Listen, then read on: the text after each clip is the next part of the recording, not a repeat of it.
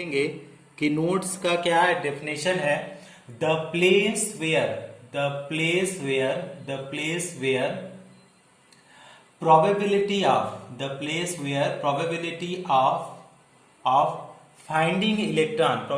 of finding electron is zero.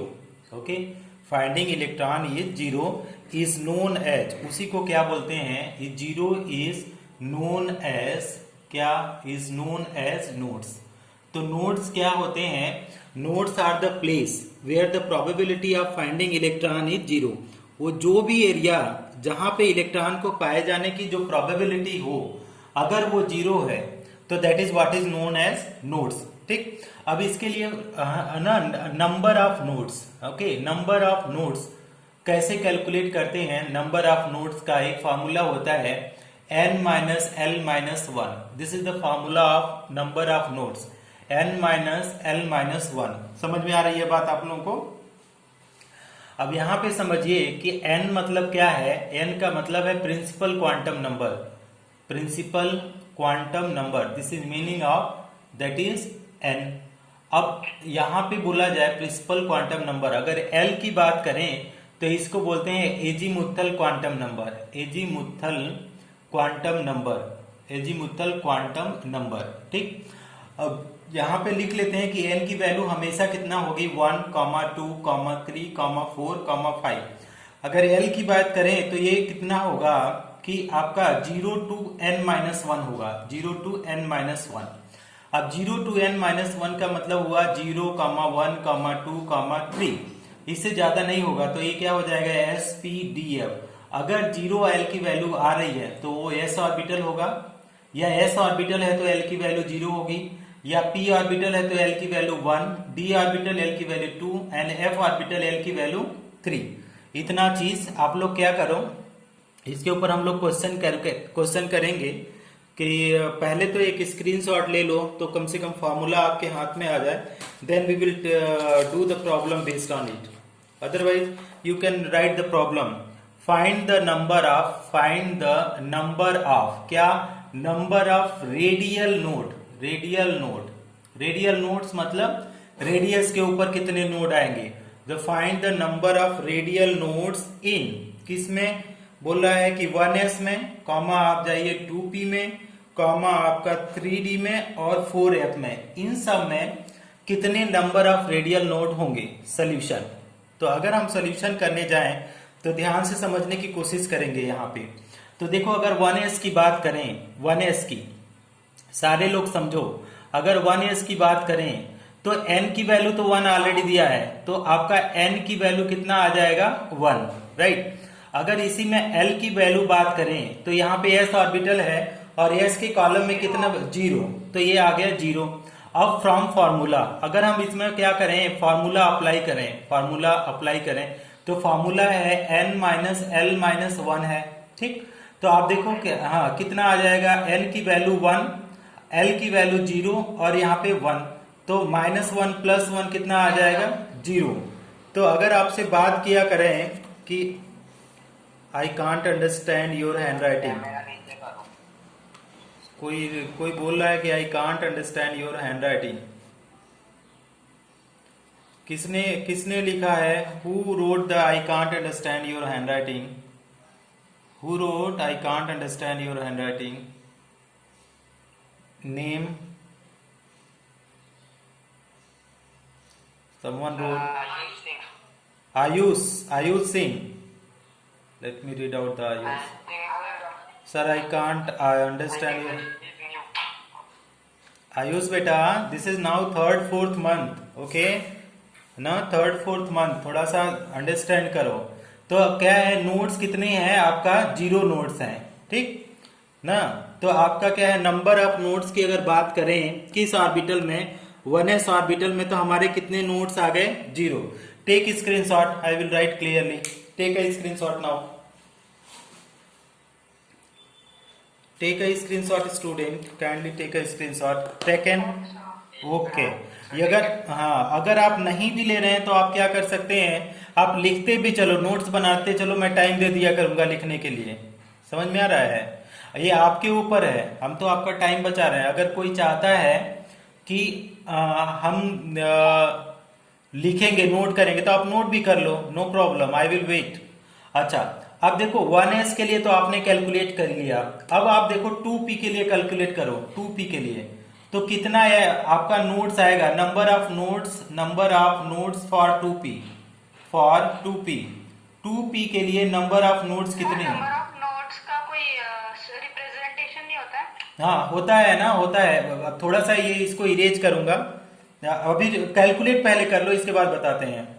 Number of notes for 2p कोई calculate करेगा तो आपका नोट्स इज, हाँ, 0 आएगा। नोट्स इज कल टू क्या आ जाएगा, n की वैल्यू, तो देखो यहाँ पे n की वैल्यू 2 और l की वैल्यू कितना आएगा, p ऑर्बिटल में l की वैल्यू कितना है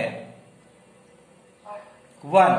देखो यहाँ p ऑर्बिटल है, p के कॉलम में 1, तो आपका n माइनस l माइनस 1, तो आपका n की वैल्यू तो 2 आ गया, l की वैल्यू 1 आ गया, इसकी वैल्यू -1, तो आपका 2 माइनस 2 इक्वल टू कितना आ जाएगा 0 नोट्स। तो नंबर ऑफ नोट्स कितने हो गए, इसमें भी 0 हो गए। अच्छा, अब 3D में अगर 3D की बात करें हम लोग, 3D की, तो हाँ 3D का भी देखो, 3D और 4f का कैलकुलेट करो। 3D अगर हम लोग 3D में जाएं तो देखो क्या करेंगे, n माइनस एल माइनस 1। अब 3D की बात करें तो n की वैल्यू कितना आ जाएगा 3, l की वैल्यू कितना आएगा, कोई बताए l की वैल्यू 2, l की वैल्यू कितना आ जाएगा 2। तो आपका देखो फॉर्मूला में पुट करो, 3 माइनस 2 माइनस 1, ठीक है, तो कितना आ गया, वैल्यू कितना आ जाएगा अगेन 0। अगर हम लोग बात करें कि इसमें दूसरा बचा है आपके पास 4f, तो 4f में कितने नोट्स होंगे, तो 4f में बात करें तो आपका n की वैल्यू कितनी आ गई 4 और l की वैल्यू कितनी आ गई 3।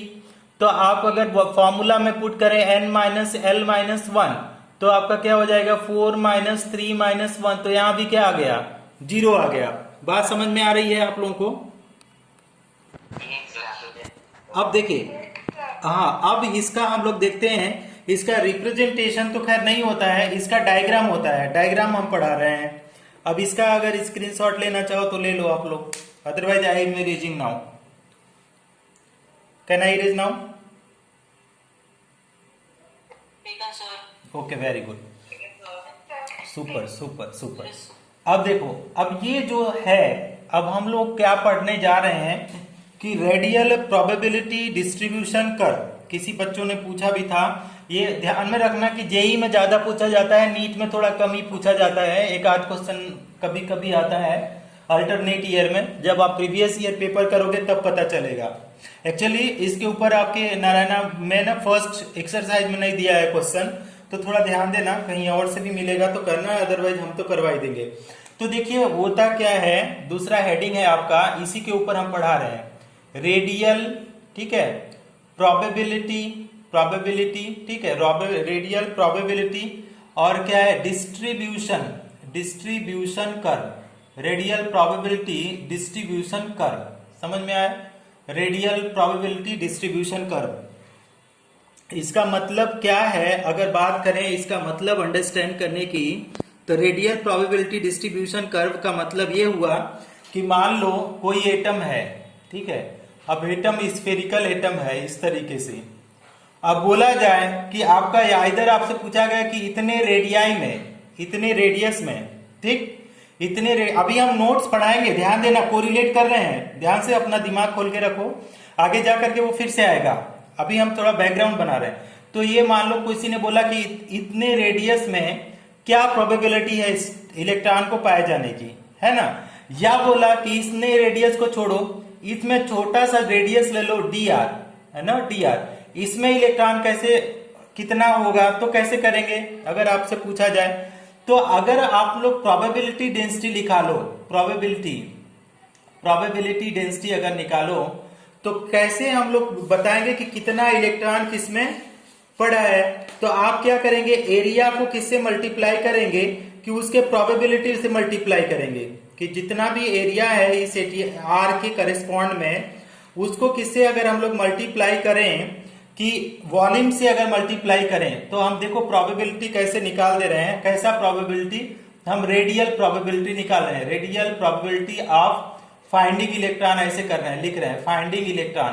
तो क्या लिख सकते हैं यहाँ पे कि प्रोबेबिलिटी डेंसिटी, हम लोग लिखेंगे प्रोबेबिलिटी डेंसिटी, प्रोबेबिलिटी डेंसिटी, ध्यान से समझना, प्रोबेबिलिटी डेंसिटी, और बाद में क्या करेंगे, वॉल्यूम ऑफ स्फीयर। आप क्या करेंगे, वॉल्यूम ऑफ स्फीयर। अब देखो जब हम लोग श्रोडिंगर वेव इक्वेशन पढ़ रहे थे, ठीक, तो श्रोडिंगर वेव इक्वेशन में हम लोग क्या बोल रहे थे कि probability of finding electron is what, क्या साई स्क्वायर में पढ़ रहा था।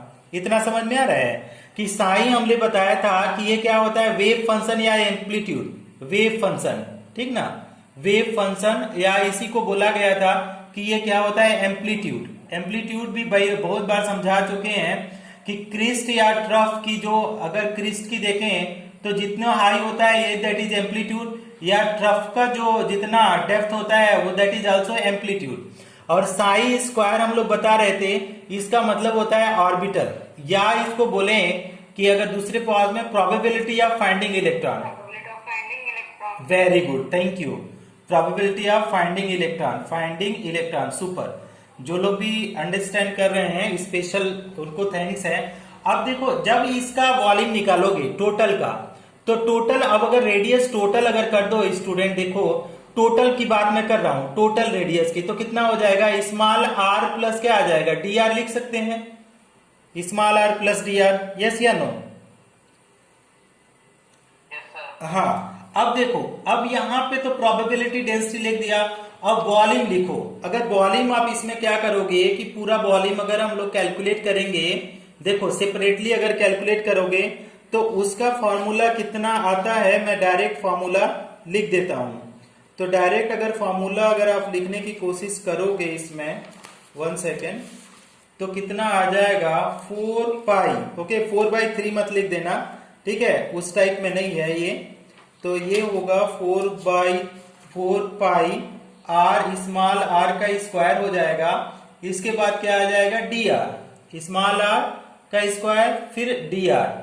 इसके बाद क्या आ जाएगा आपका, ये साई स्क्वायर ऑलरेडी है, ठीक है, बस इतना सा होगा।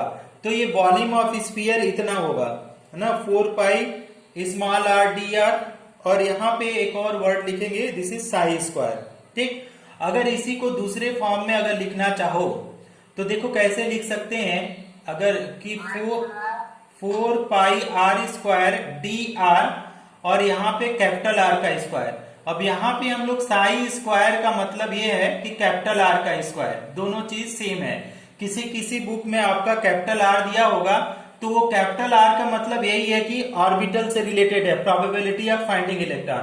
तो प्रोबेबिलिटी डेंसिटी साई स्क्वायर हो गया, प्लस वॉल्यूम ऑफ स्फीयर क्या है, 4 pi R square D are. अब इसको आप लोग याद रखेंगे, ठीक है, बिकॉज इसका सोल्यूशन नहीं है डेरिवेशन। कोई अगर डेरिवेशन चाहता है कि 4 pi R square D R कैसे आएगा, तो वो मांगेगा, मैं लिख दूंगा, but it is not there in the syllabus of NEET and JEE, so we are not calculating this, how this 4 pi R square D R is coming, just you have to memorise this, that is volume कितना हो जाएगा, sphere 4 pi R square D R, that much only.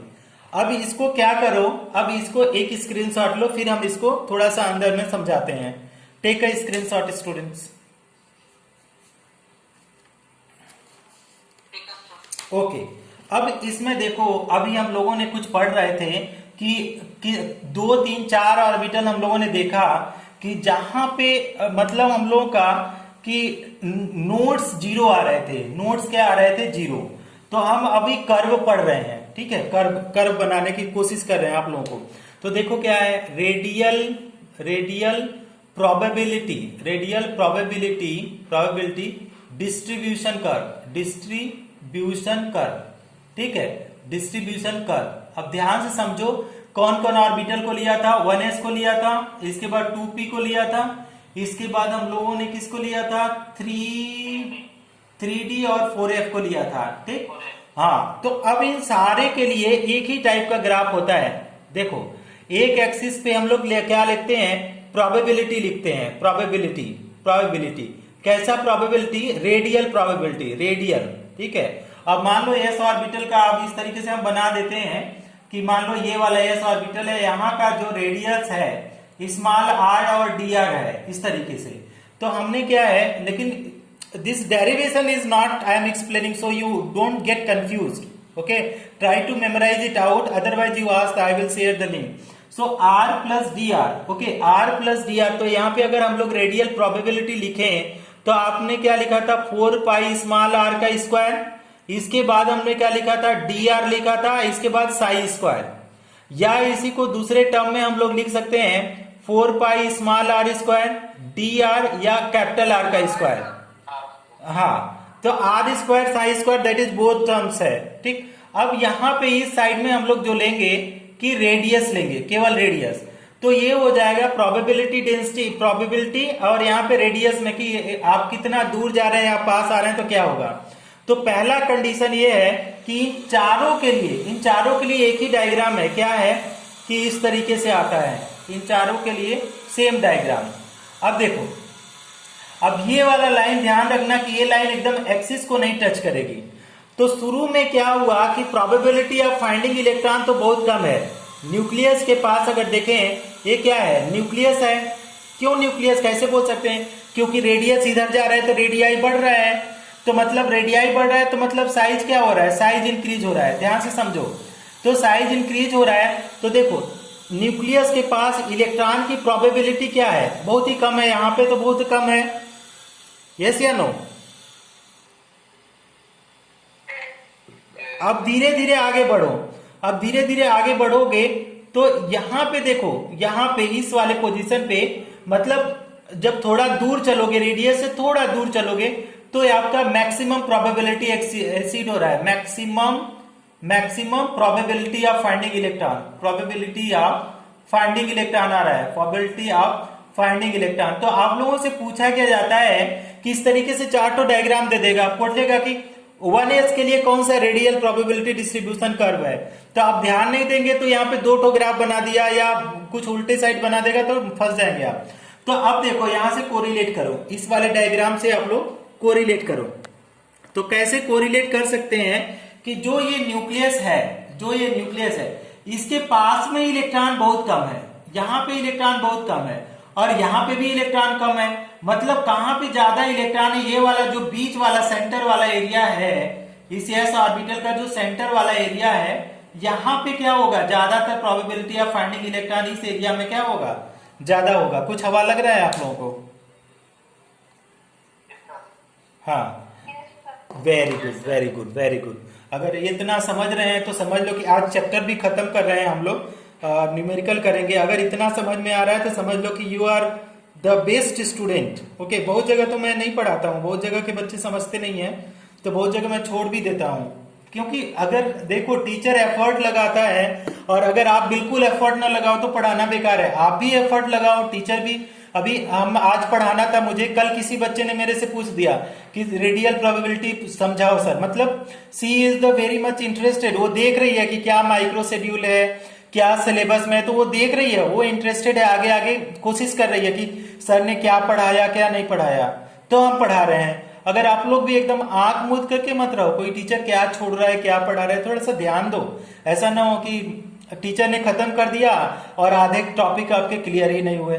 समझ में आ रहा है? तो there are so many way of the teaching, आप लोग थोड़ा अवेयर रहा करो, है ना। अब ये इसका एक डायग्राम लो, आप लोग इसका स्क्रीनशॉट लो, तो इसके ऊपर थोड़ा सा नोट्स लिखवाते हैं। Take a screenshot student, take a screenshot. Sir अगर वायरस फाइंड करना है तो सर ग्राफ पे कैसे फाइंड करेंगे? आपने भी बोला था कि फाइंड करना है तो कैसे करेंगे सर वो 1s 2p?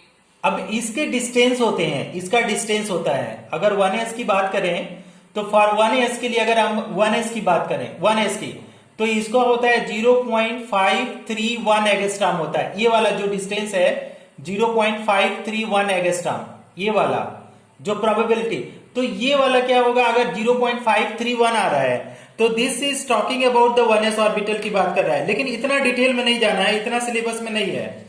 अगर यहीं पे केवल आपको पूछेगा ग्राफ देगा, ये नहीं, ये सिलेबस में है भी नहीं, 0.529 है, ठीक है। अब ऐसा नहीं कि आप 1s का मेमोराइज करो फिर 2p का 3d का 4f, तो मेमोराइज कर ही नहीं पाओगे, है ना, क्योंकि इसके लिए फॉर्मूला तो दिया नहीं गया है, केवल डिस्टेंस ऐसे वैल्यूज है। तो अब ऐसे तो आपसे पूछा गया जाएगा कि 1s का कौन होगा, या अगर दो डायग्राम बना दिया, एक स्क्रीनशॉट लो फिर समझाता हूं, ठीक है, स्क्रीनशॉट ले लिया, वेरी गुड। अब देखो इसमें कैसे आएगा क्वेश्चन कैसे आएगा कि यहां पे जो क्वेश्चन आता है which is question number 1, which is radial probability distribution का radial probability distribution curve for क्या है, एस ऑर्बिटल ऐसे आएगा, 1s 2s करके नहीं आएगा, केवल एस ऑर्बिटल आएगा। ये तो नोट्स कैलकुलेट करने के लिए, कभी क्वेश्चन नहीं आया, आप लोग देख भी लिए ना, ऐसा ना हो कि आप आंख बंद करके विश्वास करो, ऐसा भी नहीं बोल रहे हैं, आप लोग देखो, है ना।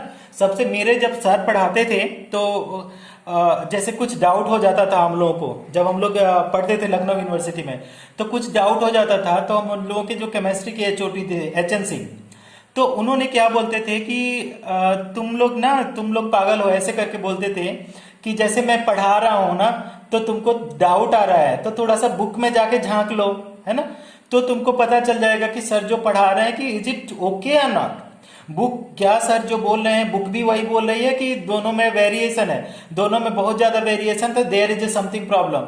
तो there is the statistics while learning, statistics है कि जब टीचर पढ़ा रहा है तो आप थोड़ा सा बुक में जा करके देखो कि हाँ really this is the same things और इट इज डिफरेंट थिंग्स। समझ रहे हैं बात को, बात समझ में आ रही है स्टूडेंट्स? हाँ, वेरी गुड। तो अब थोड़ा सा बुक्स को भी थोड़ा सा प्रिफर्ड करना। तो देखो यहाँ पे क्या है, एस ऑर्बिटल के लिए 1s 2s में नहीं आएगा, 1s एस ऑर्बिटल, तो एक ग्राफ 4 ग्राफ देगा आपके में, तो एक ग्राफ आपको ऐसे देगा इस तरीके से, देखो एक ग्राफ हुआ, दूसरा ग्राफ कैसा देगा, दूसरा ग्राफ किस तरीके से ग्राफ देगा कि इस तरीके से 2, तीसरा ग्राफ देखो कैसे देगा, किस तरीके से देगा, यहां से निकलेगा और यहां पे, चौथा ग्राफ आपका दे देगा इस तरीके से देगा कि यहाँ पे ये फिर ये, ठीक। अब बोलेगा कि 1s के लिए या 1s के लिए या तो 2p 3d 4f के लिए कौन सा ग्राफ सही है बताओ, a है, b है, c, हाँ तो थर्ड वाला, हाँ मतलब इन सारे ऑर्बिटल में 1s ऑर्बिटल में जब आप देखोगे न्यूक्लियस इस तरीके से है, ठीक ना, तो न्यूक्लियस के पास में इलेक्ट्रॉन बहुत कम है, ठीक, और न्यूक्लियस से बहुत दूर जाओगे तो भी इलेक्ट्रॉन बहुत कम है। तो कहां पे इलेक्ट्रॉन बहुत ज्यादा है, अगर देखें कहां पे इलेक्ट्रॉन के पाए जाने की डेंसिटी ज्यादा है, तो वो कहां पे है, ये वाला एरिया जो बीच वाला एरिया है, वहां पे इलेक्ट्रॉन सबसे ज्यादा होंगे। बात समझ में आ रही है स्टूडेंट? इसके हाँ स्क्रीनशॉट लो इसका, फिर ले लिया, सबके लिए सेम है, सबके लिए सेम है, 1s 2p 3d 4f सबके लिए सेम है। सारा डायग्राम सब तो है नहीं सिलेबस में अपने पास, सब हमारे सिलेबस में नहीं है, 1s 2s 3s ऐसे करके है, सारे नहीं है। चलो इसको लो पहले, देन आई विल एक्सप्लेन ना, firstly you take a screenshot, take okay. अब हम लोग क्या करते हैं, दूसरा फाइंड करते हैं कि radial probability distribution curve for दूसरे टाइप के ऑर्बिटल के लिए हम लोग पढ़ने जा रहे हैं कि अगर हम लोग लेते हैं 1s को तो ले लिया, अगर मान लो कि हमने 2s ले लिया, ठीक ना, तो 2s के लिए अब देखो ये वाला डायग्राम में एक चीज मैं बताना भूल गया कि इसमें अगर बोला जाए तो कितने नोड्स हैं, नोड्स बोलो तो कितने नोड्स हैं। अब यहां पे देखो ऊपर जाने पे प्रोबेबिलिटी बता रहा है, तो कहीं पे भी जीरो नहीं आ रहा है, ये स्टार्ट जीरो से भले हो रहा है क्योंकि न्यूक्लियस से स्टार्ट हो रहा है, न्यूक्लियस में इलेक्ट्रॉन नहीं होता, कहीं जीरो नहीं है। तो आपका नोड्स कितना हो गया, no probability of finding electron is zero, कहीं नहीं है, तो आपका नोड्स कितना है, जीरो है। समझ में आ रहा है बात? नोड्स अगर एक करें 1s और 2p और 3d और 4f में नोड्स अभी आप लोग कैलकुलेट किए थे, नोड्स कितने किए थे, नोड्स जीरो आया था ना, तो यहां पे कहीं भी टच थोड़ी कर रहा है लाइन, कहीं भी टच नहीं कर रहा है, तो आपका नोड्स कितने हुए, जीरो। अच्छा अब देखो दूसरा डायग्राम बनाओ, दूसरा, इसको भी अगर स्क्रीनशॉट लेना चाहो तो ले लो, ठीक है, there is no nodes, zero nodes है। अच्छा, अब इसी को हम लोग इलांगेट कर रहे हैं, इसको थोड़ा सा डीपली जाने की कोशिश कर रहे हैं। देखो उस अगर डीपली जा करके क्या बोल रहा है, कैलकुलेट क्वेश्चन, कैलकुलेट, क्या कैलकुलेट करने की बात कर रहा है, number of radial nodes, number of radial nodes. बहुत सारे थियरीज भी हैं, बहुत सारा मैं नहीं लिखवा रहा हूं, देखता हूं। Radial nodes for 2s, 3p, 4d और हम लोग 5f की बात करते हैं। इन सारे के लिए हम लोग क्या बोलते हैं कि number of radial nodes calculate करने की कोशिश करते हैं। तो देखो कितना हो जाएगा, अगर हम लोग 2s की बात करें, 2s, तो सबसे पहले तो क्वांटम नंबर सीख लो, n और l। तो n तो यहाँ पे 2 दिया है, कोई बात नहीं। l की वैल्यू कैसे कैलकुलेट करते हैं, 0 1 2 3 ऐसे लिख लिया करो, sp/df। तो आप देखो कौन सा ऑर्बिटल है यहाँ पे, इस कॉलम में देखो s ऑर्बिटल, s ऑर्बिटल के लिए l की वैल्यू कितना है, 0, तो l इक्वल टू क्या हो जाएगा, 0। तो अब हमारे पास नोड, नंबर ऑफ नोड्स अगर निकालें, नंबर ऑफ नोड्स अगर निकालें तो क्या है, n माइनस l माइनस 1, तो कितना हो जाएगा, 2 माइनस 0 माइनस 1, वेरी गुड, तो ये आ गया 1। अगर इसी तरीके से अगर 3p की बात करो तो 3p में देखो n की वैल्यू 3 और l की वैल्यू यहाँ पे कॉलम में मैच कराओ, कितने कॉलम में आ रहे हैं l की वैल्यू, देखो p इक्वल टू 1 है, तो यहाँ पे 1 हो जाएगा। तो अगर नंबर ऑफ नोड्स लिखो, नंबर ऑफ नोड्स लिखो तो क्या हो जाएगा, n माइनस l माइनस 1, तो आपका क्या हो जाएगा, n माइनस 1 माइनस 1, मतलब 3 माइनस 1 माइनस 1, तो कितना आ गया, 1। अगर एक और देखो, अगर हम लोग 4d की बात करें, 4d, तो n की वैल्यू आपका 4 और l की वैल्यू देखो कितना है, l की वैल्यू 1 नहीं है, d ऑर्बिटल है, d ऑर्बिटल का कॉलम चेक करो तो 2 आएगा, हाँ n आंसर n आएगा नंबर। तो आपका क्या हो जाएगा, n माइनस l माइनस 1, तो क्या आ जाएगा, 4 माइनस 2 माइनस 1, तो ये आ गया 1। अगर इसी तरीके से अगर 5f की बात करें, 5f, तो आपका n की वैल्यू कितना, 5, l की वैल्यू देखो, l की वैल्यू कितना आ जाएगा, f ऑर्बिटल में 3 आ जाएगा। तो नंबर अगर निकालो तो n माइनस l माइनस 1, तो 5 माइनस 3 माइनस 1 कितना आ जाएगा, 1। मतलब इन सारे केसेस में एक नोड आ रहा है, मतलब सबका जो स्ट्रक्चर होगा, सबका जो रेडियल प्रोबेबिलिटी डिस्ट्रीब्यूशन कर्व होगा, सबके लिए क्या हो जाएगा, सिमेट्रिकल आएगा। बात समझ में आ रही है, सबके लिए समान आएगा कि नंबर ऑफ नोड सेम है, तो हाँ, तो ऑलमोस्ट सबके लिए आपका क्या है, सेम आ जाएगा। तो 2p भी है यहाँ पे, 2p नहीं 3p है, तो इसको इरेज, एक स्क्रीनशॉट लो तो हम कहीं लिखें, इसका डिस्ट्रीब्यूशन कर्व बनाए। टेकन, ओके, किसी ने मैसेज किया था क्या, मैसेज नहीं पढ़ते बनता है, रुको मैं चेक कर लूं कौन कौन मैसेज किया था, बोलो नाम, I will check who send the message. Ashish, Ashish, wait, Ashish Lativar करके, आदर्श है ये तो, आशीष तो मैंने, हाँ आई एम मेकिंग वीडियो, हाँ making, I am recording. Where is Ashish, I am not finding your name dear, okay you take the screenshot. Okay, क्या उसने लिखा था, क्या what he wrote, any idea?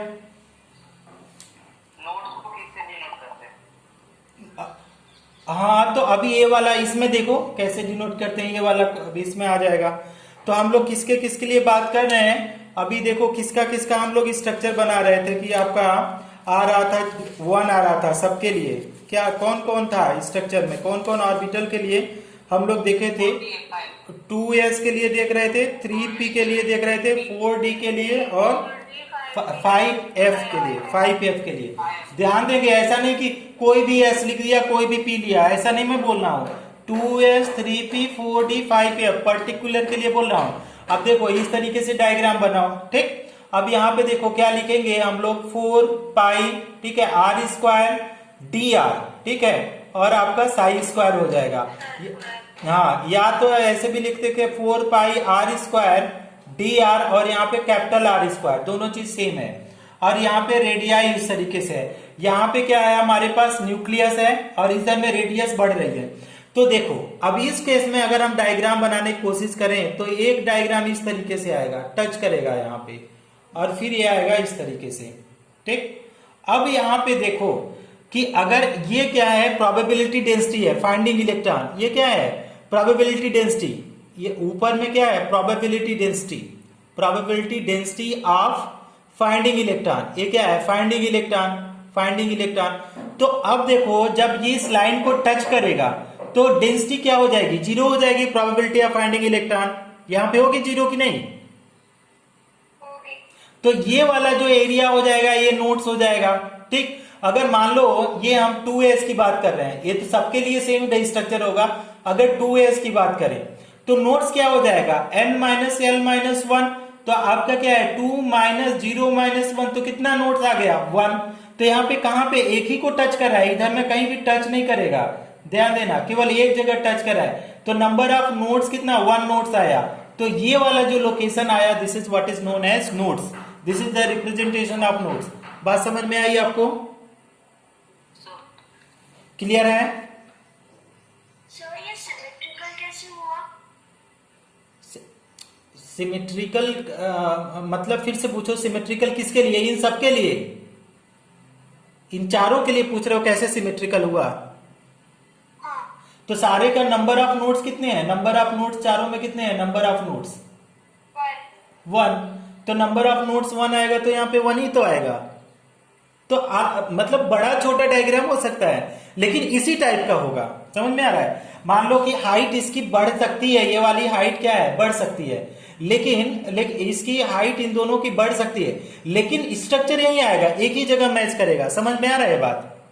तो अब जो भी आएगा इसके ऑलमोस्ट सिमेट्रिकल आएगा, आइडेंटिकल बोल सकते हो, अगर सिमेट्रिकल ना बोलो तो आइडेंटिकल बोल सकते हो, सबका आइडेंटिकल होगा, identical no, identical radial probability distribution, radial probability distribution. अच्छा बताओ क्यों प्रोबेबिलिटी डिस्ट्रीब्यूशन, क्यों distribution, Because number of nodes is 1 in all. हाँ, because in all the cases number of node is same, so that is एक ही जगह तो touch करेगा आपका रेडियाई वाले एक्सिस को, तो आपका सिमेट्रिकल आएगा या आइडेंटिकल बोलो। समझ में आ गई बात?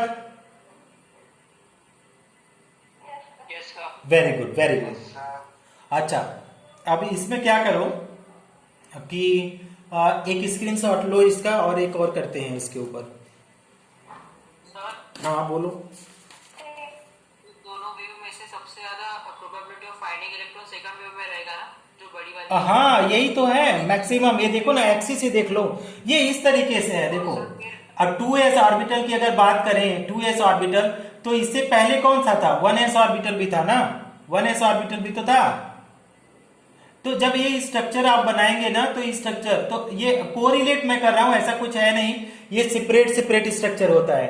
तो ये सपोज करो ये 1s है और ये 2s है, तो मतलब आप कंपेयर कर सकते हो, ऐसा नहीं बोल रहा हूं। ये मतलब 1s 2s ये जितने भी हैं सबका सेपरेट सेपरेट स्ट्रक्चर होगा प्रोबेबिलिटी। तो यहाँ पे सपोज करो कि यहाँ पे 1s है, तो 2s के अंदर भी 1s है, 2s के अंदर भी 1s है, समझ में आ रहा है। तो आप इसको कोरिलेट कर सकते हो, आप कंपेयर करो, इट इज 1s तो इट इज 2s, तो 2s के लिए जो स्ट्रक्चर आ रहा है प्रोबेबिलिटी का, ये वाला ग्राफ आएगा। समझ में आ रहा है, थोड़ा सा कुछ क्लियर हो रहा है, कोरिलेट कर नहीं समझ, अंडरस्टूड, वेरी गुड। इसका स्क्रीनशॉट लेना बेटा, तो ले लिया, ले लिया, ओके वेरी गुड। लिखो calculate the number of radial nodes, calculate the number of radial nodes. किसके लिए हम लोग रेडियल नोड्स कैलकुलेट करने जा रहे हैं अभी, किसके लिए, 3s 4p 5d और आपका 6f। देखो नंबर ऑफ, क्वेश्चन है आपका calculate number of radial node, okay, number of radial nodes, किसके लिए, नोड्स फॉर, किसके लिए, 3s 4p 5d एंड किसके लिए, 6f के लिए। इन सारे के लिए हम लोग क्या करेंगे, number of radial nodes calculate करने जा रहे हैं। तो देखो अगर 3s की बात करो, अगर हम लोग बात करें सबसे पहले 3s की, तो हाँ, तो 3s के लिए भी 2 आएगा, एक आध का कैलकुलेट करके देख लेते हैं। तो आपका n की वैल्यू 3, l की वैल्यू 0, तो आपका क्या हो जाएगा, number is equal to nodes is equal to n minus l minus 1, तो आपका 3 माइनस कितना हो जाएगा 0 माइनस 1, तो आपका आ गया 2। अगर इसी तरीके से 4p की बात करो तो आपका क्या नंबर लिखो तो क्या हो जाएगा 4 माइनस 1 माइनस 1, तो 2 आ गया। अगर हम लोग 5d की बात करें तो आपका नंबर निकाले रेडियल नोट का, तो 5 माइनस 2 माइनस 1, तो आपका आ गया 2। अगर 6f का निकालें तो आपका 6 माइनस 3 माइनस 1, तो कितना आ जाएगा 2 आएगा। तो सबके पास नोट्स कितने आ रहे हैं बेटा, देखो तो कितने नोट्स आ रहे हैं, 2 नोट्स आ रहे हैं। मतलब इन सबका जो स्ट्रक्चर होगा, इन सबका जो स्ट्रक्चर होगा ऑलमोस्ट आइडेंटिकल स्ट्रक्चर आएगा कि तीनों का, तीनों में क्योंकि notes number of notes same है। तो मान लो कि हमने इस तरीके से स्ट्रक्चर बनाने की बात किया, किसके लिए, सपोज करो 3s को लिया, हर जगह 3s ही आएगा, इतना मैं तो डिटेल में सबका करा रहा हूं, उतना नहीं है, 3s का करो। तो 3s का अगर करो तो यहाँ पे देखो क्या हो जाएगा 4 pi small r square D are, और आपका साई स्क्वायर हो जाएगा। और इसमें क्या है रेडियाई इस टाइप में बढ़ेगी, है ना। तो अगर ये रेडियाई इस साइड में बढ़ेगी तो आप देखो यहाँ पे कैसा डायग्राम बन के आएगा। तो पहला डायग्राम जो बन के आएगा इस तरीके से यहाँ पे टच किया, फिर दूसरा वाला डायग्राम कहाँ पे टच करेगा, यहाँ पे टच करेगा, और जो तीसरा वाला डायग्राम आएगा ये टॉप पे जा करके इस तरीके से आ जाएगा। तो अगर यहाँ पे देखें, अगर इस वाले डायग्राम को हम लोग आइडेंटिफाई करें तो ये 2 प्लेसेस हैं, यहाँ पे एक प्लेस तो यहाँ पे आ रहा है ना, यहाँ पे अगर देखो this is the one place and this is the another place, okay, this is one place and another place. 2 place ऐसे प्लेस हैं जहां पे आपका प्रोबेबिलिटी ऑफ फाइंडिंग इलेक्ट्रॉन क्या है, ये कैसे हैं, नोड्स हैं। क्यों नोड्स हैं, कि नोड्स हैं क्यों, यहाँ पे प्रोबेबिलिटी जो है, probability of finding electron, probability of finding electron क्या है, इज यहाँ पे क्या है, इज 0 है। तो प्रोबेबिलिटी ऑफ फाइंडिंग इलेक्ट्रॉन यहाँ पे 0 है। अब कितने नोट्स हैं, अगर कोई पूछे कितना नोट्स है, एक यहाँ पे है और एक यहाँ पे, तो कितने नोट्स हुए, 2 नोट्स हुए। तो ये वाले एरिया में ऐसा 3s ऑर्बिटल में या 4p 5d 6f में ऐसे 2 प्लेसेस बचेंगे जहां पे 2 प्लेसेस ऐसे हैं जहां पे आपका प्रोबेबिलिटी ऑफ फाइंडिंग इलेक्ट्रॉन हमेशा क्या हो जाएगी, 0 हो जाएगी। बात समझ में आ रही है आप लोगों को। Yes, sir. और ये वाला क्या हो जाएगा, ये maximum probability, this is maximum probability of finding electron, probability of finding electron, ठीक है इतना। तो एक स्क्रीनशॉट लो आप लोग फाइंडिंग इलेक्ट्रॉन्स।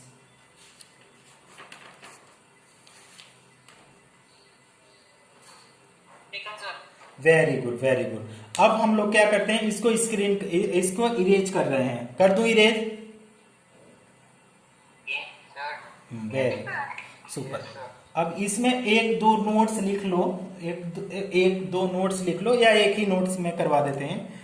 तो जब भी आप रेडियल प्रोबेबिलिटी डिस्ट्रीब्यूशन कर्व पढ़ते हैं, ठीक है, तो हम लोग एक नोट लिख लेते हैं कि क्या है, note number 1, in radial probability distribution curve, probability distribution curve, okay, radial probability distribution curve क्या होता है, firstly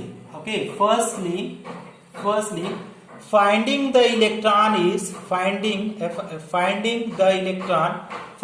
electron is very less then it slowly increases. It slowly ये क्या हो जाएगा, स्लोली क्या हो जाएगा, इंक्रीजेस, स्लोली ये क्या हो जाता है, increases and become maximum, and becomes क्या हो जाता है, वो मैक्सिमम हो जाता है, मैक्सिमम। और वो क्या है, एंड देन, और लास्ट में एंड देन फाइनली क्या हो जाएगा, एंड फाइनली क्या हो जाएगा, फाइनली इट गेट्स डिक्रीजेस, और फिर वो क्या हो जाएगा, डिक्रीज होने लगेगा। तो इस तरीके से जो हम लोग कर्व पढ़ रहे थे यहां से, तो decreases and finally it gets decreases, वो क्या हो जाता है, गेट्स डिक्रीजेस। तो यहां से देखो ये क्या है, थोड़ा पहले तो बहुत ही कम है, न्यूक्लियस के पास, देन धीरे धीरे ये इंक्रीज हुआ, ठीक है। अब फिर क्या होगा, टॉप पे पहुंचने के बाद देखो, टॉप पे पहुंचने के बाद ये क्या हो गया, देन ये डिक्रीज होने लगा, समझ में, ये तो डिक्रीज हुआ, ये क्या हो गया, इंक्रीज हुआ, और ये क्या हो गया, मैक्सिमम हो गया, मैक्सिमम। तो ये वाला लाइन थोड़ा क्या क्या क्या नहीं, हम के इसके अभी बात कर रहे हैं 1s ऑर्बिटल के लिए, 1s ऑर्बिटल के लिए। वो बोल रहा है कि सेकंड लाइन पढ़िएगा, एंड पढ़ो करें। in radial probability distribution curve, firstly finding the electron is very less। तो यहाँ पे क्या है, very less है, यहाँ पे लेस फाइंडिंग है, then it slowly increases, then ये धीरे धीरे क्या हो रहा है, बढ़ रहा है, एंड बिकम्स मैक्सिमम। तो फिर क्या हो गया, MUM, देन उसके बाद क्या हो गया, ये यहाँ पे मैक्सिमम आ गया, एंड देन फाइनली या देन इट, ऐसे भी लिख सकते हो अगर बहुत समझने में, देन इट स्टार्ट क्या हो जाएगा, डिक्रीजेस। तो स्लोली हाँ डिक्रीजेस, समझ में आया अभी, वेरी गुड वेरी गुड। अब क्या करो, ये तो अपना चैप्टर खत्म हो गया, अब इस चैप्टर पे कुछ थोड़ा थोड़ा एक दो न्यूमेरिकल करो, और है ना, तो हम थोड़ा थोड़ा कराते हैं, देखो दो चार न्यूमेरिकल आप लोग करो, है ना, नीट वाले बुक से कराते हैं न्यूमेरिकल, आप लोग खुद से आप प्रैक्टिस करो, जेई वाले स्टूडेंट जो भी हैं, आप एक्सरसाइज 1 और 2 करो, नहीं समझ में आता है तो स्क्रीनशॉट भेजो। अभी today I was setting the paper, तो थोड़ा टाइम लग गया, नहीं बता पाए हैं किसी का आंसर, जब मुझे टाइम आएगा डेफिनेटली हम रिप्लाई करेंगे, संडे को, मंडे को, ट्यूसडे, कभी ना कभी जरूर करेंगे, but you have to wait. देखो क्वेश्चन नीट वाले बुक में हम लोग जा रहे हैं, नीट वाले बुक से हम नीट वाले बुक से ले रहे हैं पेज नंबर 45, पेज नंबर 45, और पेज नंबर 45 क्वेश्चन नंबर है 158।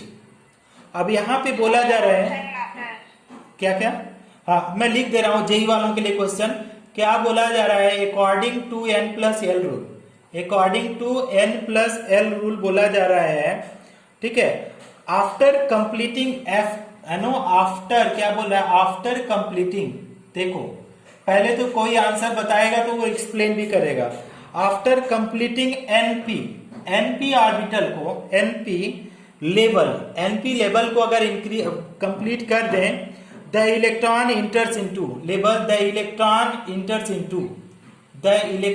क्या है, इलेक्ट्रॉन enters into, तो कहां पे इलेक्ट्रॉन इंटर करेगा, enters into, तो कहां पे इलेक्ट्रॉन इंटर्स करेगा, तो पहला क्या है, n-1 किसमें, d ऑर्बिटल में जाएगा, n+1 किसमें, s ऑर्बिटल में जाएगा, या बोलना है nd में जाएगा, या n+1 p में जाएगा। अब देखो इन सारी चीजों को जब करेंगे हम लोग, तो जब तक हम लोगों के पास प्रॉपर कॉन्सेप्ट ना हो तो इन सारे क्वेश्चन को, ऐसे क्वेश्चन को नहीं करते हैं। तो कैसे करेंगे इस क्वेश्चन को समझो, देखो पहले हमारे क्या क्या क्या Question after completing. What is there after completing?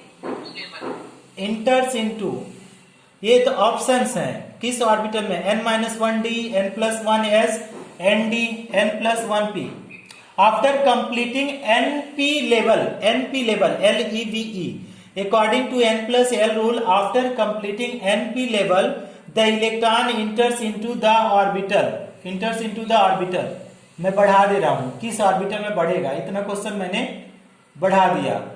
तो देखो कैसे होता है, आप लोग बाउ रूल पढ़ा है, पहले 1s आता है, ठीक है, ओके, कौन किसने बताया, सार्थक, बेटा पहले समझो, सार्थक, देखो तुम्हारा आंसर गलत हो गया, वैसे ट्राई अच्छा किया है क्योंकि हम लोग डी ऑर्बिटल पढ़े थे, लेकिन ऐसा नहीं, 1s होता है, इसके बाद कौन सा आता है, 2p आता है, इसके बाद 3s, इसके बाद कौन सा आता है, 3s के बाद 1, ना रॉन्ग बता रहे, हाँ 1s के बाद आता है 2s, 2s के बाद आता है 2p, 2p के बाद आता है 3s, 3p के बाद 4s, 4s के बाद कौन सा आता है, 3d आता है।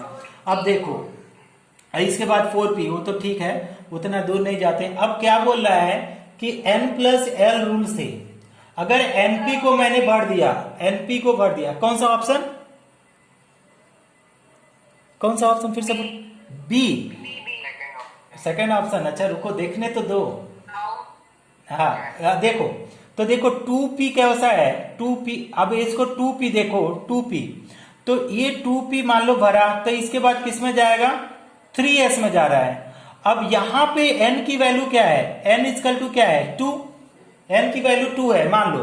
तो यहां पे देखो क्या हुआ है, अगर n में अगर हमने क्या दिया, 1 जोड़ दिया, तो आपका n में जोड़ दिया तो n प्लस 1, तो अगर इसको और करके लिखो, n की वैल्यू अगर 2 रखो तो 2 प्लस 1 इक्वल 2 प्लस n और s आ रहा है, तो कितना आ रहा है, 3s आ रहा है कि नहीं। तो 3s और ये वाला 3s तो सेम ही है, नहीं समझ में आया।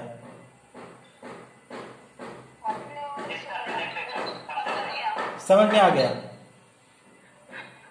अच्छा दूसरे वाला ऑप्शन को अगर समझो, दूसरे वाले से मान लो हम 3p को लिए, 3p को, तो अगर 3p को लो, 3p को, तो आपका ऐसे मान लो कि ये 3p कैसा है, 3np है, np है, तो n इक्वल टू 3 है, n इक्वल टू 3, तो इसके बाद कौन सा ऑर्बिटल आएगा, n प्लस 1 क्या आ जाएगा, s।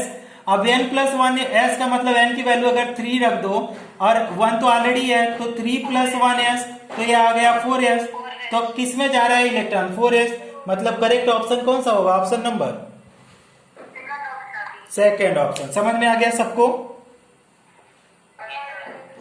अच्छा very good, very good, super super. अच्छा ये इसका एक दूसरा क्वेश्चन करता हूं। हाँ बोलो। अगर 3D से 4P में जाएगा तो क्वेश्चन वैसा है क्या बेटा, एनपी है ना, क्वेश्चन क्या है, एनपी है। अब अगर 3D के बाद अगर पूछा जाता है, 3D के बाद तुम पूछ रहे हो, 3D के बाद ना, तो ये आ जाएगा 3D के बाद आएगा 3 प्लस 1, मतलब ए भी आ जाएगा n प्लस 1 और d n प्लस 1p आएगा, n प्लस 1p। देखो कैसे, देखो कैसे, ऐसे समझ में आ गया होगा तुमको, लेकिन फिर भी मैं समझा देता हूं कैसे आएगा। तो अगर मान लो लास्ट इलेक्ट्रॉन इसमें जा रहा है, किसमें, 3D में तुम बोले, तो ये इसको मान लो nd, क्वेश्चन के हिसाब से ये nd बन जाएगा, और ये n इक्वल टू कितना है, 3। तो अगर अब इसके बाद कौन सा ऑर्बिटल आएगा, इसके बाद अगर बात करें तो 4p आ रहा है, तो देखो इसमें क्या किया गया है, n plus 1p, n plus 1p, n की वैल्यू यहाँ पे 3 लिखो, 3 प्लस 1 क्या आ जाएगा, p, तो कितना आ गया, 4p। तो 4p ये क्या है, यहाँ पे तो है 3D। समझ में आ गया,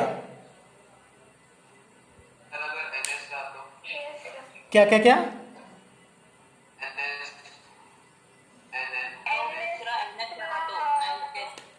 अगर ns रहा, देखो अगर ns है ना, ns, तो ns के बाद क्या आ जाएगा, ns के बाद हमेशा जो आएगा क्या आएगा, n प्लस 1s आएगा, n प्लस 1। एक क्वेश्चन के अंदर क्वेश्चन तुम लोग घुस रहे हो, तो इसलिए प्रॉब्लम हो रहा है। देखो क्या आ जाएगा, अगर यहाँ पे मान लो 1s की हम बात की है, तो n इक्वल टू क्या है, 1 है ना, n इक्वल टू 1 है। तो अगर n इक्वल टू 1 है, तो दूसरे में किस में जाएगा, दूसरा वाला जो आएगा n प्लस 1s, मैं बोल रहा हूं n प्लस 1s, तो n की वैल्यू 1 रखो, फिर 1 रखो, फिर s आ जाएगा, तो कितना आ जाएगा, 2s। तो ये है तो 2s। किसी को भी देखोगे क्या क्या क्या क्या, 2s के बाद n की वैल्यू अगर 2 रहे तो, n की वैल्यू 2 रही तो, 2 रहेगी तो 2 के साथ तो p भी है, 2s भी है ना, तो किसके साथ देखना चाहते हो, p के साथ देखना चाहते हो, तो s के साथ अगर, चलो अच्छा देखो, ऐसे नहीं होता है, ऐसे नहीं होता है, लेकिन अगर देखना ही चाहते हो तो देखो, हाँ फॉर्मूला नहीं है, तो क्वेश्चन है, लॉजिकल क्वेश्चन है, ये लॉजिकल क्वेश्चन है। अभी मान लो, लेकिन इसका भी हाँ नहीं, तुम्हारा क्वेश्चन फिर भी सही है, गलत क्वेश्चन नहीं है, अच्छा है, सोचने का कोशिश कर रही हो। अगर 2s के बाद तुम बोल रही हो कि 2s के बाद कौन सा जाएगा, तो 2s के बाद कौन सा जाएगा, 2p जा रहा है, 2p जा रहा है। तो अगर इसी को 2s को मान लो हमने ns मान लिया, ठीक है, तो ns के बाद अगर हम लोग देखें, ns के बाद देखें तो अगर पूछेगा कि s ऑर्बिटल में जा रहा है कि p ऑर्बिटल में, तो p ऑर्बिटल का बोले तो ये दो प्रोबेबिलिटी है कि आपका क्या है n+1 क्या जाएगा, n+1 s में जाएगा, और इसके बाद किस में जाएगा, अगर p की बात करें तो आपका np में जाएगा। तो ns के बाद पहला दूसरा जो आएगा वो किस में जाएगा ना, इसमें n+1p ही होगा, n+1p आएगा। देखो तो अगर मान लो ns को हमने मान लिया, किसी को मान लिया 1s मान लिया, तो ये आपका क्या हो गया, n की जगह 1+1 तो ये आ जाएगा 2s। अब फिर यहाँ पे 1 ही मारो तो 1+1 क्या आ जाएगा, 2p आ जाएगा। तो इस तरीके से करना है, don't go in that much of detail, don't go in that much of detail. Okay, इस टाइप का क्वेश्चन आएगा तो करो, अगर पूछो, अगर प्रॉब्लम आता है तो, है ना। अच्छा चलो कुछ और क्वेश्चन करते हैं इसके ऊपर। This is the logical question. Okay, इस क्वेश्चन में कोई दम नहीं है, बस हाँ सोचना था इस क्वेश्चन में। एक Spin, multiplicity and magnetic moment. Spin multiplicity and magnetic moment. Okay, Magnetic moment. देखो मैग्नेटिक मोमेंट अगर हम लोगों को कैलकुलेट करना है, मैग्नेटिक मोमेंट तुम लोग पूछ लिया करो व्हाट्सएप पे ना, magnetic moment MON, magnetic moments. अब मैग्नेटिक मोमेंट्स को भी बोहर ने दिया था, गिवन बाय बोहर्स, इन्होंने ही कैलकुलेट किया था बोहर्स ने। तो अब मैग्नेटिक मोमेंट का क्या है, it is there in the NEET book, yes there. तो आपका पता नहीं इस वाले बुक में दिया है कि नहीं, कहीं ना कहीं दिया होगा, ये अगले साल भी आएगा। मैग्नेटिक मूवमेंट क्या होता है, देखो स्टूडेंट, अगर मैग्नेटिक मूवमेंट बोला जाता है कि how much any substance is getting क्या है, attracted towards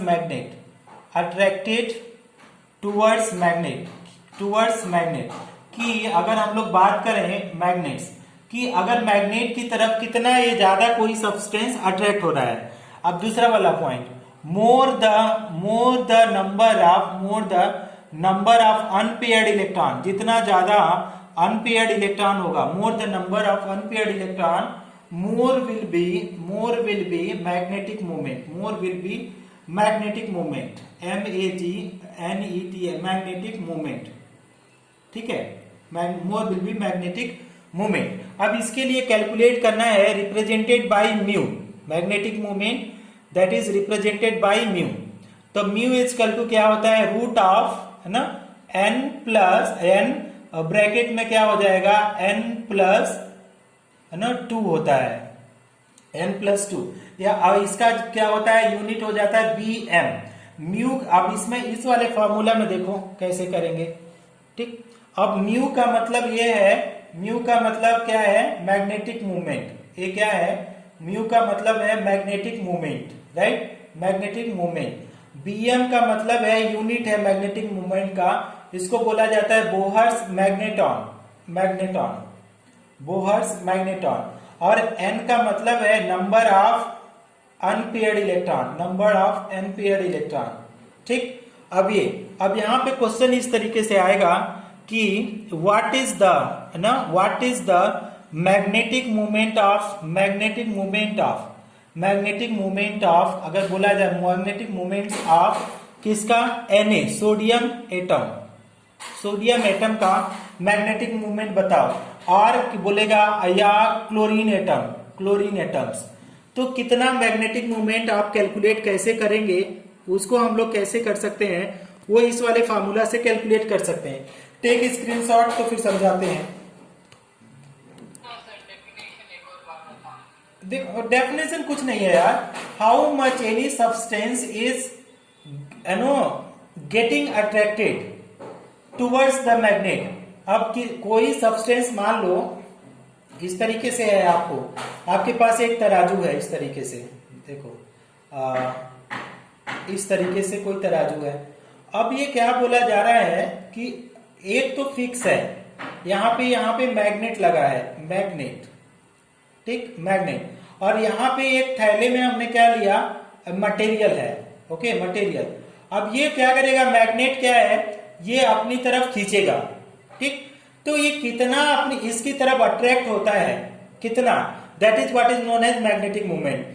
the how much any substance is getting attracted towards magnet is known as magnetic moment. Is, ये तो मैं जनरल डेफिनेशन बता रहा हूं, इज नोन एज क्या है, मैग्नेटिक मोमेंट। ये बहुत ही अपना डेफिनेशन है मैग्नेटिक मोमेंट। ओके, तो इस तरीके से करेंगे, बुक में ऐसा डेफिनेशन वगैरह कुछ नहीं है। More the number of unpaired electron more will be magnetic moment. अब फार्मूला लिखो, पहले स्क्रीनशॉट लो तो एक क्वेश्चन कराते हैं इसके ऊपर ना, करो। ले लिया, उसकी तरफ जाएगा, मैग्नेट अट्रैक्ट करेगा कि नहीं, मैग्नेट अट्रैक्ट करेगा कि नहीं किसी सब्सटेंस को। अगर उसके पास अनपेयर्ड इलेक्ट्रॉन है, मेटल है, तो अट्रैक्ट करेगा कि नहीं। तो इधर जो अट्रैक्ट होगा मैग्नेट इसको ना, इधर अपनी तरफ जितना अट्रैक्ट करेगा उतना उसका मैग्नेटिक मूवमेंट होगा। क्या प्रॉब्लम है, क्लियर है? यस या नो? चलो अब इसके ऊपर लास्ट नीचे देखो क्वेश्चन लिखा हूं, करो क्वेश्चन देखो। अब इसमें क्वेश्चन कैसे आता है वो भी बता देते हैं आप लोगों को। क्वेश्चन कैसे आता है हम इसका यहाँ पे लिख देते हैं, ठीक। यही क्वेश्चन दूसरे फॉर्म में भी आ सकता है। सेम क्वेश्चन ऐसे भी पूछा है कि द मैग्नेटिक मूवमेंट ऑफ हाँ वो ओके, डांट रही हो कि बोल रही हो। द मैग्नेटिक मूवमेंट ऑफ क्या है, magnetic movement of which atom is, which elements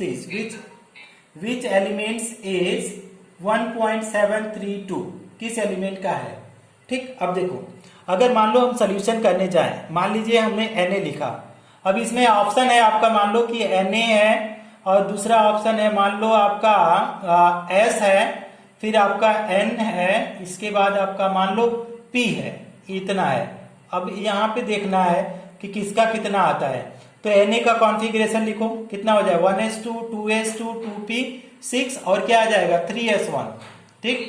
अब यहां से अगर पूछा जाए कि कितना अनपेयर्ड इलेक्ट्रॉन है, तो कोई बता सकता है क्या, कितना अनपेयर्ड इलेक्ट्रॉन है? 1 अनपेयर्ड। तो अगर ये 1 अनपेयर्ड इलेक्ट्रॉन है, 1 अनपेयर्ड इलेक्ट्रॉन, तो आपका n की वैल्यू कोई बताए, n वैल्यू कितना आ जाएगा 1। तो अगर म्यू एच कल लिखो, तो म्यू एच कल लिखो तो क्या है n ब्रैकेट में n+2, ठीक। तो n की वैल्यू कितना आ जाएगा 1, और यहाँ पे 1+2 कितना आ जाएगा, रूट ऑफ कितना आ जाएगा, देखो ये क्या है 1 और ब्रैकेट में 3, तो ये क्या है रूट ऑफ कितना आ जाएगा, रूट ऑफ 3, और रूट ऑफ 3 का वैल्यू 1.732, ये हो जाएगा Bm, बोहर मैग्नेटॉन Bm। तो आपका किस एटम के लिए हुआ बताओ? सोडियम। समझ में आया सबको? वे अच्छा, क्या क्या क्या क्या फिर से बोलो, कोई कुछ पूछ रहा है क्या?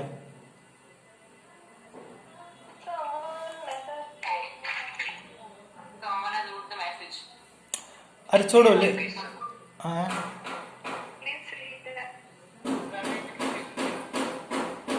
Who wrote the message, because देखो कोई भी पढ़ेगा ना मैसेज, हाँ रुको सर, हर कोई सब्सटेंस मैग्नेट से अट्रैक्ट नहीं करता है। अगर मैग्नेटिक सब्सटेंस है लाइक आयरन ही तो करेगा बेटा, ऐसा नहीं है, ऐसा नहीं है। देखो इसका स्क्रीनशॉट पहले लो तो बताते हैं। ले लिया,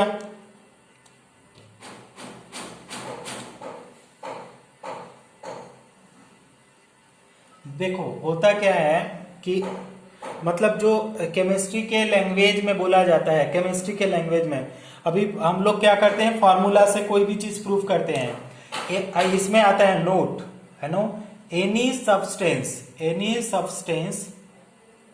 सब्सटेंस हैविंग अनपेयर्ड इलेक्ट्रॉन, अगर वो उसके पास क्या है unpaired electron, will show some amount of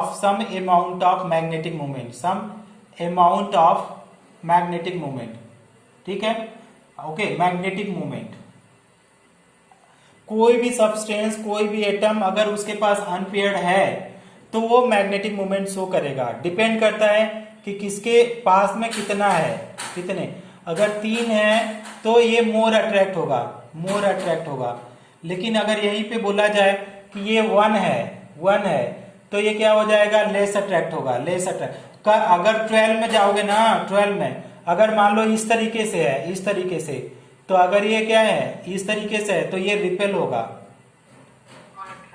जब 12 में जाओगे, 12 में तो देखो कितना आ जाएगा। पहला डायामैग्नेटिक हम पढ़ेंगे, डायामैग्नेटिक, थोड़ा सा वेट करो।